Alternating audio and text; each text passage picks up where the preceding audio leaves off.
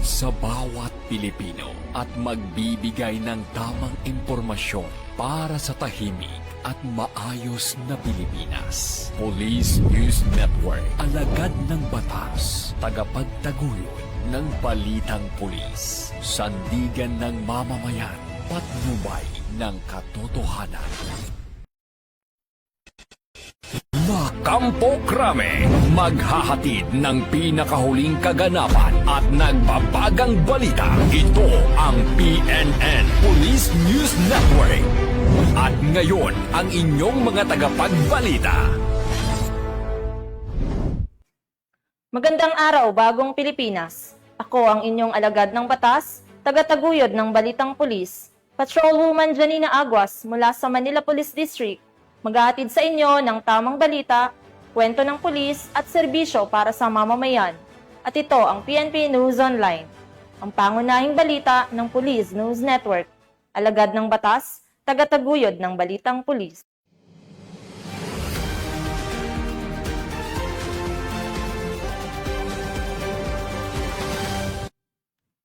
Narito ang mga balitang dapat niyong abangan. Wanted person sa kasong frustrated murder, arestado sa Minglanilla, Cebu. 3 kataong sangkot sa robbery, nasa kote sa Taguig City. At 8 miyembro ng Bangsamoro Islamic Freedom Fighters nagbalik loob sa pamahalaan sa Maguindanao del Sur.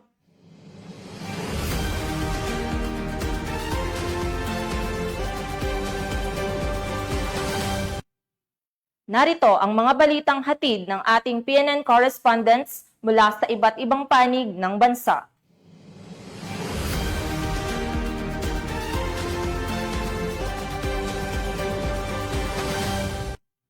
Simulan natin ang balita mula sa bahagi ng Luzon.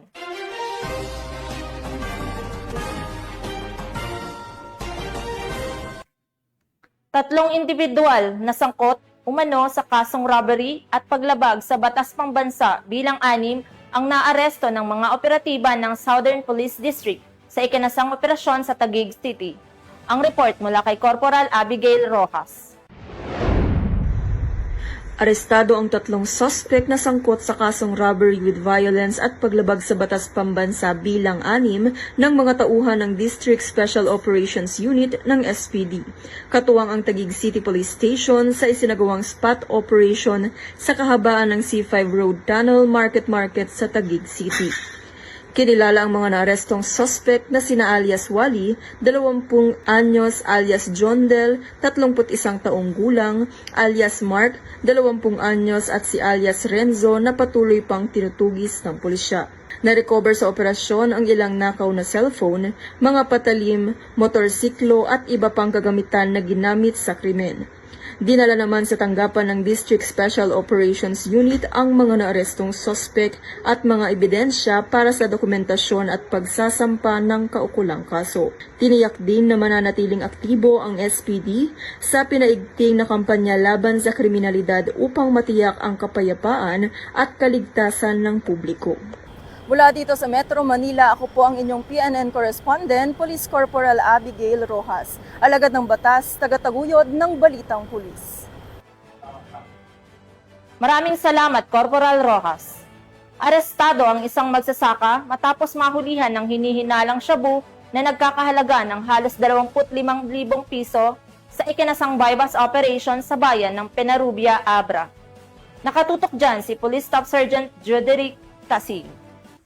Arestado ang isang lalaki matapos mahulian ng hinihinalang shabu na nagkakahalaga ng 24,888 sa ikinasang bypass operation sa Barangay Santa Rosa, Peñarubia, Abra, nito lamang ika-4 ng Setyembre taong kasalukuyan. Kinilala ang suspect na isang lalaki 51 anyos, magsasaka at residente ng nasabing lugar. Ang operasyon ay pinangunahan ng Provincial Drug Enforcement Unit at Provincial Intelligence Unit ng Abra PPO, katuwang ang Peñarubia Municipal Police Station, Pidig Suukar at 15 offers RMF B15. Nasamsam mula sa suspect ang kabuang 3.66 gramo ng hinihinalang shabu na nagkakahalaga ng tinatayang 24,888 standard drug price at iba pang mga non-drug evidence. Ang suspek ay nahaharap sa kasong paglabag sa Republic Act 9165 at dinala sa Abra PPO para sa wastong dokumentasyon at disposisyon. Ang kapulisan ng Cordillera ay patuloy sa pagpapatupad ng batas kontra illegal na droga alinsunod sa 7-point agenda ni Police Lieutenant General Jose Melencio Sinartatis Jr. na naglalayong mas mapabuti ang operasyon ng mga pulis, palakasin ang kampanya kontra kriminalidad at tiyakin ang kaligtasan ng bawat mamamayan.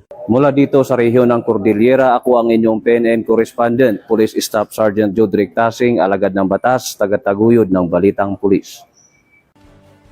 Maraming salamat, Staff Sergeant Tasing.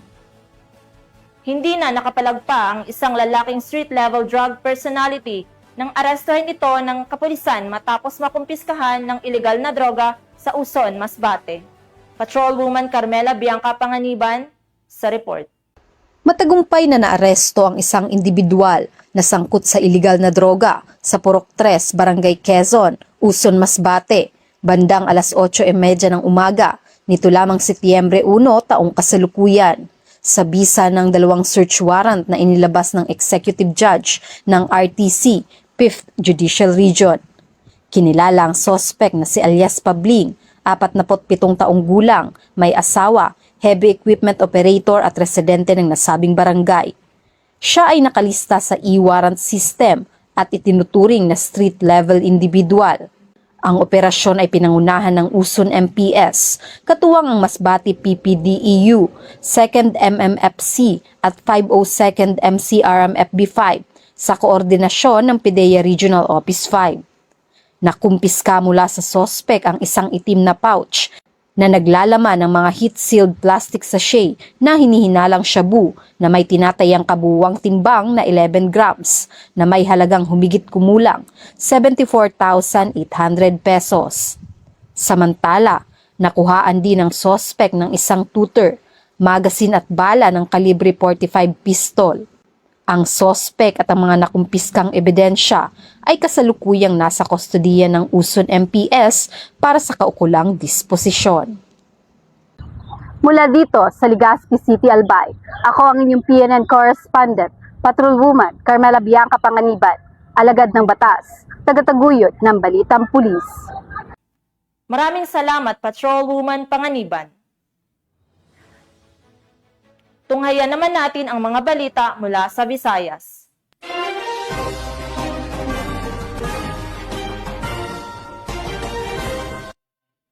Sa presinto ang bagsak ng isang wanted person na may kasang frustrated murder matapos itong madakip sa isinagawang operasyon sa Minglanilla, Cebu. Yan ang tinutukan ni Patrolwoman Judith Nicanor. Hawak na ng kapulisan ng Minglanilla ang wanted person na may kasong frustrated matapos na maaresto ng mga otoridad sa Purok Manzanitas, Barangay Poblacion Ward 2, Minglanilla, Cebu nito lamang nakaraan. Ayon kay Police Lieutenant Mary Jane B. Comeros, Deputy Chief of Police ng Minglanilla Municipal Police Station, Cebu Police Provincial Office, bandang alas 5 Gs ng hapon nang maaresto ng kapulisan ang sospek na si Rodilino, 40 anyos na residente ng nabanggit na lugar. Ang naturang wanted person ay naaresto sa bisa ng warrant of arrest para sa kasong frustrated murder na inisyo ni Honorable Catalina Shineta T. Palacio, Presiding Judge of the Regional Trial Court 11th Judicial Region, Branch 41, Katilan, Surigao del Sur na may 200,000 rekomendadong piyansa. Kasalukuyang nakapiit sa Minglanilla MPS ang sospek para sa dokumentasyon at tamang disposisyon. Ang Minglanilla PNP sa ilalim ng pamumuno ni Police Lieutenant General Jose Melencio Sinartatis Jr., Acting Chief PNP ay magpapatuloy sa pagtutok upang mapanagot ang lahat ng mga kriminal na nagtatago sa batas saan mang sulok ng bansa. Mula dito sa Central Visayas, sa Honyong Police News Network Correspondent, Patrolwoman Judith Nicanor, alagad ng batas, tagataguyod ng Balitang Pulis. Maraming salamat, Patrolwoman Nicanor. Napasakamay ng mga otoridad ang nakatalang top 7 municipal most wanted person sa kasong acts of lasciviousness matapos itong maaresto ng Leyte PNP sa bayan ng Barawen, Leyte. Magbabalita dyan si Patrolwoman Maria Elena Singian. Arestado ng mga autoridad ang tinaguriang top 7 municipal most wanted person na may kasong acts of lasciviousness matapos mahuli sa barangay Dinaayan, Burauen, Leyte. Naaresto ang akusado bandang alas 7 ng umaga ng mga tauhan ng Burauen Municipal Police Station kasamang Leyte Provincial Intelligence Unit sa bisa ng warrant of arrest para sa kasong acts of lasciviousness na may inirekomendang piyansa na 180,000 pesos para sa pansamantalang kalayaan. Ang akusado ay dinala sa Burauen MPS para sa kaukulang dokumentasyon at tamang disposisyon. Ang pambansang pulisya ay hindi titigil sa pagtugi sa mga nagkasala at patuloy na nagkakasala sa batas upang matiyak ang kaayusan at katahimikan sa ating bansa. Dahil sa bagong Pilipinas, ang gusto ng pulis, ligtas ka. Mula dito sa Eastern Visayas, ako ang inyong PNN correspondent, Patroluman Singian. Alagad ng batas, tagataguyod ng balitang pulis. Maraming salamat, Patrolwoman Singian. Narito naman ang mga balita mula sa bahagi ng Mindanao.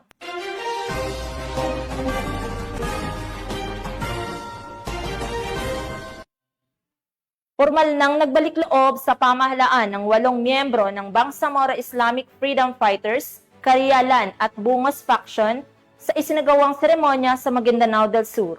Ang balita mula kay Patrolwoman Angela Bandarlipe. Nagbalik loob sa pamahalaan ng 8 aktibong miyembro ng Bangsamoro Islamic Freedom Fighters, Karialan at Bungos Faction sa bayan ng Mama Sapano, Maguindanao del Sur, nito lang may ka-4 ng Setyembre taong kasalukuyan. Ang mga sumuko ay formal na ipresenta sa PNP, 61st Infantry Brigade, 90th Infantry Battalion, BARM government at local government officials. Kasabay ng kanilang pagbabalik loob ay ang pagsuko ng kanilang matataas na kalibre ng armas, kabilang ang improvised 7.62mm, improvised 81mm mortar, shotgun, RPG, improvised 60mm mortar, Uzi KG-45, improvised M79, mga bala at magazine. Tumanggap ang mga sumuko ng financial assistance, farm inputs at bigas mula sa LGU Dato Saudi Ampatuan, Mayor Dato Bazir Banjo Oto, BARM Government, Provincial Government, BM Kahal Jack Kedtag, at iba't ibang LGU officials ng naturang lugar. Ang pagbabalik loob ng mga dating miyembro ng BIFF at Bungos Faction ay isang patunay ng matagumpay na pagsikap at pagtutulungan ng kasundaluhan, PNP at lokal na pamahalaan na nagpapakita ng epektibong implementasyon ng mga programa ng pamahalaan na maibalik sa pamayanan at mabigyan ng pangalang pagkakataon ang mga dating lumaban sa gobyerno upang maging produktibong miyembro ng pamayanan kapili ang kanilang pamilya at mahal sa buhay. Patuloy namang hinihikayat ng mga otoridad ang lahat ng natitira pang miyembro ng BIFF na magbalik loob na sa pamahalaan upang makapagsimula na ng pagbabagong buhay. Mula rito sa Police Provincial Office ng Maguindanao del Sur, ako ang iyong PNN correspondent, Patroluman Angela Bandarlipe, alagad ng batas, tagataguyod ng balitang pulis.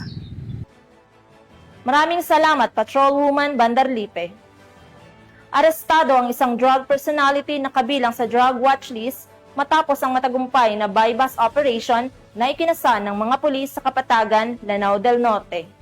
Patrolwoman Sara Vem Batumalaki sa report. Arestado ang isang individual sa isinagawang joint buy-bust operation ng mga kapulisan ng Kapatagan Municipal Police Station, katuwang ang PDA-10 sa Barangay Bagong Silang, Kapatagan, Lanao del Norte. Kinilala ni Police Colonel Yusua, Acting Provincial Director ng Lanao del Norte PPO, ang drug suspect na si alias Mark, 28 taong gulang, lalaki, may asawa, walang trabaho at presidente ng nasabing lugar. Sa ikinasang joint buy-bust operation ng mga operatiba bandang alas 9:30 ng gabi ay nagresulta sa pagkakakumpiska ng mga pakete ng hinihinalang shabu na may bigat na 3.1 grams at may standard drug price na 25,080 pesos at iba pang mga drug paraphernalias. Ang suspect ay naharap sa kasong paglabag sa RA 9165 o Comprehensive Dangerous Drugs Act of 2002. Mula dito sa Kapistrano, Busa, Cagayan de Oro City, ako ang iyong PNN correspondent, Patrolwoman Sara Vem Batumalaki, alagad ng batas, tagataguyod ng balitang pulis. Maraming salamat, Patrolwoman Batumalaki. Bumagsak sa kamay ng mga otoridad ang top 10 regional most wanted person na wanted sa kasong statutory rape matapos ang matagumpay na operasyon ng mga tauhan ng Isulan Municipal Police Station sa Isulan, Sultan Kudarat.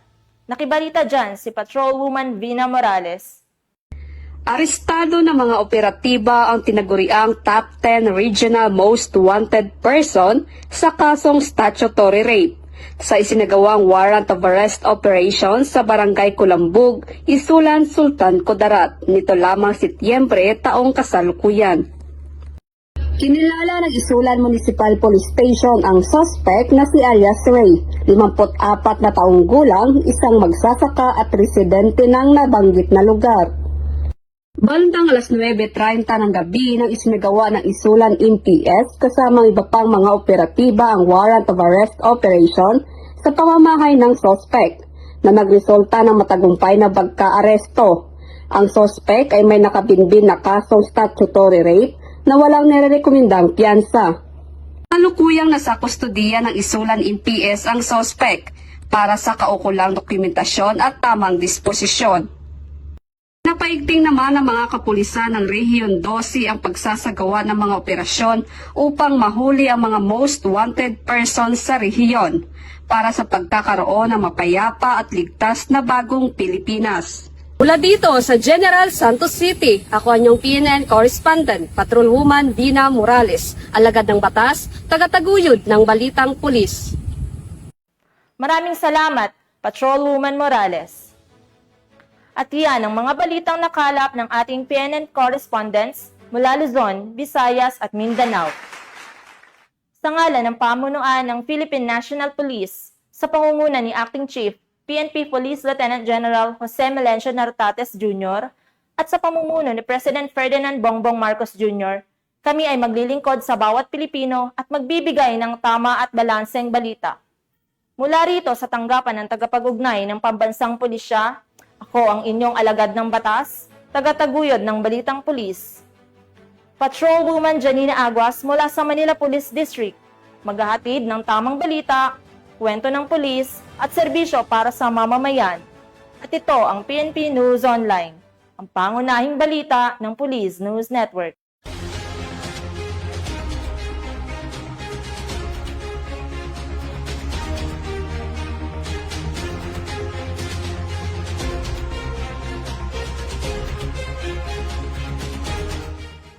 Police News Network, alagad ng batas, tagapagtaguyod ng balitang pulis.